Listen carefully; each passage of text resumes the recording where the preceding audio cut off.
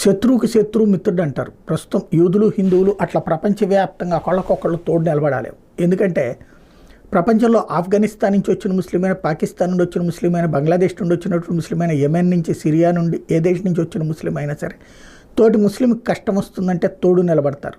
అదే సందర్భంలో తాము ఏ దేశంలో బ్రతుకుతున్నామో ఆ దేశానికి వ్యతిరేకంగా పోరాటాలు కూడా చేస్తూ ఉంటారు. కానీ భారతీయులకు సంబంధించి ఒక తోడు నిలబడేవాళ్ళు లేడు. ఏ రాష్ట్రానికి ఆ రాష్ట్రం, ఏ కులానికి ఆ కులం, ఏ ప్రాంతానికి ఆ ప్రాంతం, ఏ వర్గానికి ఆ వర్గం అనేటటువంటి రూట్లో ఉంటా ఉంటుంది.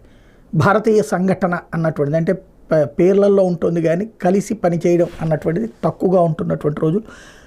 నేను చెప్పినట్టు కులం పేరుతోనో అభిమానం పేరుతోనో వీటితోనే సాగుతున్నటువంటి రోజు. అదే సందర్భంలో ఇప్పుడు తీరు మారింది, తరం మారింది. ఈ తరంలో ఎదురవుతున్నటువంటి అతిపెద్ద సవాల్ హింసాకాండ అన్నటువంటి హిందువులు ఫేస్ చేస్తున్నటువంటిది అవహేళనలు, అవమానాల నుంచి కాస్త ధైర్యం